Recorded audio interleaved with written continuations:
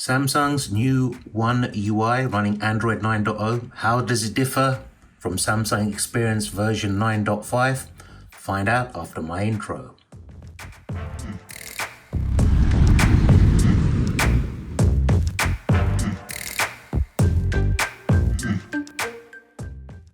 Welcome everyone, I'm Zilla, and today I downloaded the Samsung One UI on my Samsung Galaxy S9 Plus. So on my S9 Plus here on the right side, you can see I've got One UI 1.0. It's a beta obviously. Android version 9, Samsung Experience version 10. And on my Note 9, I'm still running Android 8.1 with Samsung Experience version 9.5. Just so you can see the difference. This menu looks pretty much the same about phone. There's not a huge difference here. So we'll come out of this. Now, first thing I want to show you is, I don't want to say the name because it'll launch it, but you know Bix. I'm going to say Bix so it doesn't launch them. But this one looks a lot cleaner. I like the black background. It separates each card out much better with the rounded corners, where this one kind of all melts together, if that makes sense. So Bixby is definitely improvement. I also found this Bixby now is faster at launching than the old one. It might be a placebo effect, but that's just what I'm finding. Also, the intelligent lock, where it reads my iris and my face combination, it seems a little bit faster on the S9 Plus with the Samsung One UI. So I don't know if they've improved it or if it's a byproduct of it or what, but it is definitely a bit better on the new version. So let me pinch in. So we'll go into home screen settings now. So you can see this layout here. If I pull this down, no, it doesn't do anything. Home screen layout, home screen grid, apps, screen grid, apps button, which I don't use. You can go on and on and on. Very similar looking. But what's different is, if you look here, lock home screen layout on One UI. Now it might be in there somewhere, but it's not immediate to me on the old version. But in the new version, it's clearly there, so I can lock my home screen down so it doesn't change. So there is a slight difference here, as you can see. If I go into one of the settings, let's say I go into badge app icons, you can see how it looks a bit different there and there. Much more Android 9.0 like. So you can see that straight away. So I'll come out of this, come out of these. You can also see these are, now I'm running the default launchers, if you like, on both devices with the default icons. You can see the icons are very different. Now the bottom icons, your most used ones, on the old version, you've got all the names written underneath them. On the new version, you don't, on One UI, which looks a lot cleaner. These new icons look, I'd say, more colorful, more flatter looking. Personal preference, I prefer the new icon look to the old one. Email app icon looks the same on both.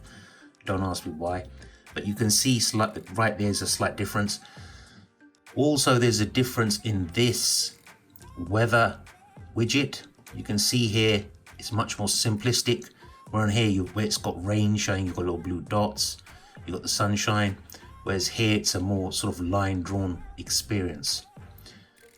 If you look on the top as well, here and here, you can see the clock is no longer on the left. In One UI, it's gone to the right. So there's a difference straight away there. Now let's pull this down. Now you can see clearly there's a difference here in the notification shade. You see when I pulled it down one time? Look how the difference is there. You can see the clock, you can see the date in big writing. Now if I pull this down again, you see how it spreads out completely? If I pull this down again, see I can't do that, so let me put that back up there. That's it, it's locked to that. Where here, it's pulled down the whole way. If I go into settings, let's go into settings. Now, this is quite different looking. If I quickly I'll go through each one individually, but I'll just show you what it looks like. You can see these sort of, again, rounded rectangles, which kind of close off different portions of different settings, where this is more of a sort of a list format. So you can see there's a clear difference there. This looks a lot neater, it looks a lot smarter, as you can see. I personally prefer the look of this. If I pull this down, it will say settings. This one doesn't pull down. You've got a magnifying glass there. Here you've still got the search bar. So if I go back up, now if I go into connections, oh, that switched off. You can see very similar looking, but they've changed it around. So in these top set here, you've got NFC and payment, where in the old version, you've got NFC and payment lower down. Flight mode's been moved from a little bit here. It's got its own individual card. Again, they've moved away from the list look here to give you this look here. So come out of this. Now we can go into sounds and vibration. And I'm trying to do this from behind the camera, so it looks a bit weird, like I don't know what I'm pressing, but don't worry about that. Very similar looking again. Again, differences in where you find various things. So like vibration pattern, vibration intensity, ringtone, etc. It's all changed. And I've only downloaded this today. And it, as I said, it's a beta. So it looks, I'm still trying to find things and where they are. So you can see these different, see how much more there is in here. So if I go into advanced sound settings, sound quality and effects, that's where that is, where sound quality and effects, effects is straight there. Where on here, you've got one more press to get to it. In fact, you've got two more presses to get to advanced sound. So 1, 2, here it's 1. Just to give you some idea of what Samsung's tried to do, I think, is simplify the things you use the most.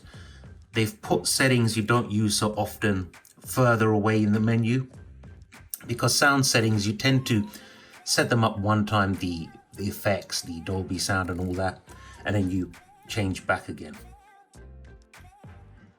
So again, you see it says sounds and vibrations, very clear, very tells you exactly what you're looking at.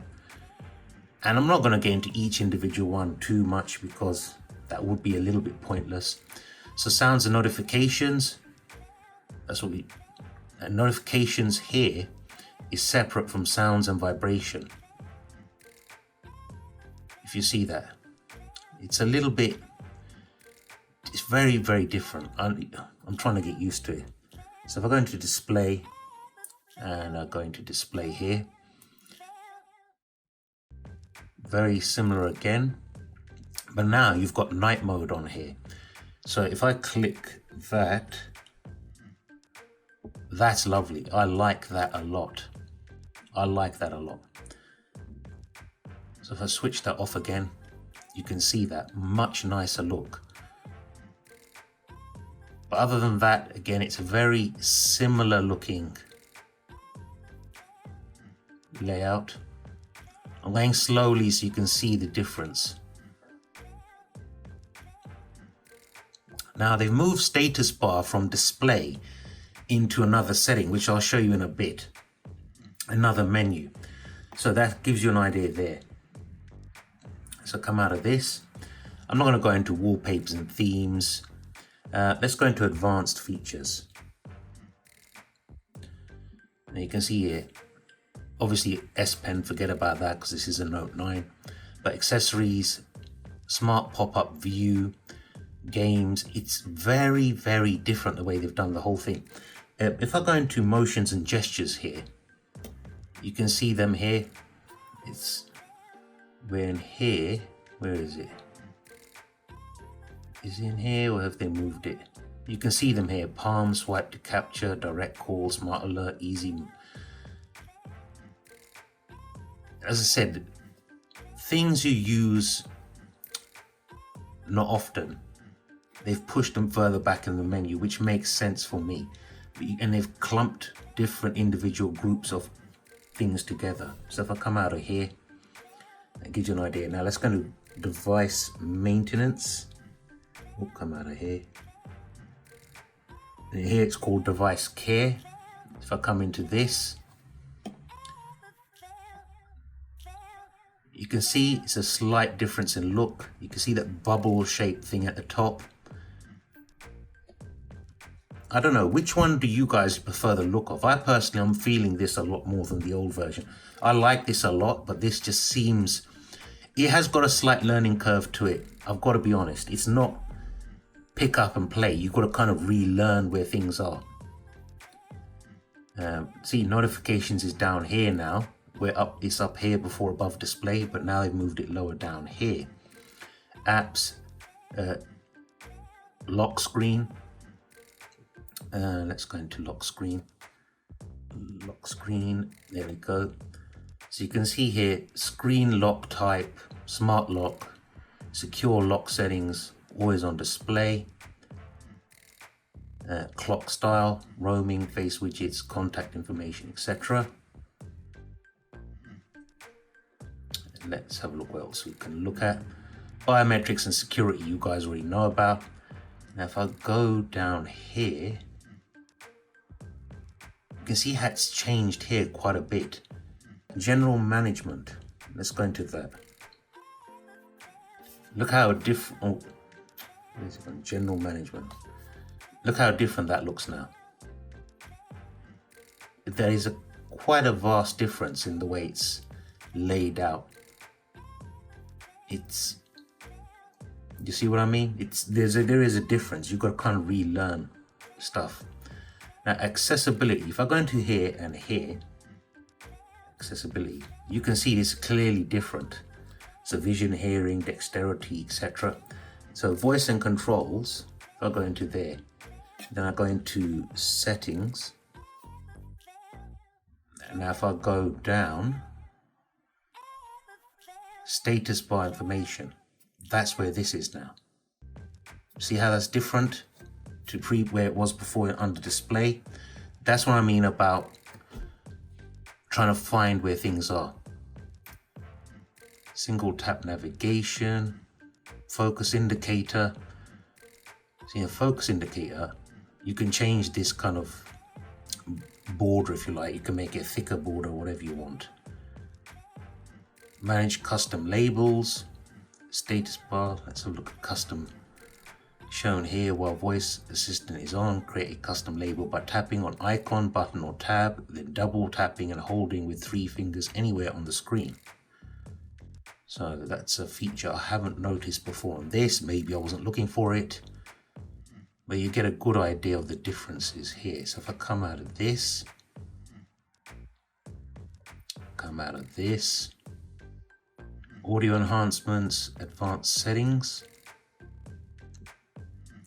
So it kind of gives you a rough idea of the differences.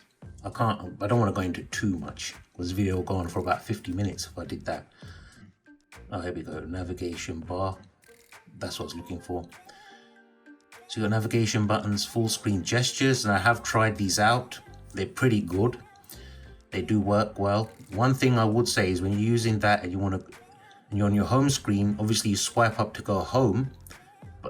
Sometimes I kept making that mistake and it kept launching my Samsung Pay.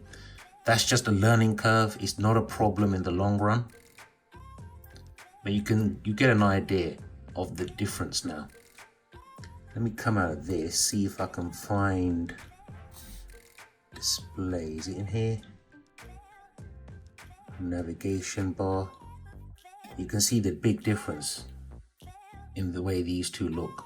That's quite a big difference in the features you get now compared to the old UI. So difference is definitely there. Let me come out of this. Let's go into camera. You can see camera is different as well. The whole layout's different. So you can see up here, you've got all your settings here, all your different modes. And on here, they've been lowered to the bottom here. So you can see them here now. So that does look different. If you look at you've got a 2x zoom button here, where here it's like a strange, it's like a tree with a little tree, then you've got a kind of like a big tree, I suppose. That's your 2x zoom there. So the camera layout's quite different as well, the camera app, which I'm kind of liking. It looks nice, looks more accessible because it's got the icons at the bottom. One more thing I want to show you guys before I go is the always on display. That's a big difference. Well, I say a big difference. There we go. This one looks better. I've got notifications switched off at the moment, but on this, you get your notification icons coming up in different colors. I way prefer this one to this one. The keyboard now has got what's called a theme, adaptive theme. So if you're using it with a dark colored app, I don't know, let me go into Twitter. I can't go into Twitter because I've got no internet on here. Let's go into here. You can see this. It's a black keyboard, okay? So it gives you an idea of what I'm talking about. I don't know, let me go into eBay, I suppose. Let's try eBay. And then click on there. And now the keyboard's gone a whitish grey color. So the keyboard actually adjusts depending on the color of the app you're using, the background color of the app. So if it's a dark background, it'll give you the black keyboard. If it's a light colored background, it'll give you the lighter colored keyboard. That was one thing I nearly forgot to mention it, but I just throw it in there. This is a raw video. It is a rough video, but so far I'm very impressed with this. Anyway, guys, that's it. I've blabbed on too long. I'm fed up myself. Video's 22 minutes long. I'll edit out little bits here and there, especially where I messed up, but hey, it happens. So definitely I prefer what Samsung's doing here. It's almost a bit like, I wouldn't say stock Android per se, but it's quite going towards the sort of OnePlus era of skins, if you like. Clean, precise, to the point. Love it, unlike me. Anyway, guys, subscribe, thumbs up, take care, and I'll see you all again real soon. Peace.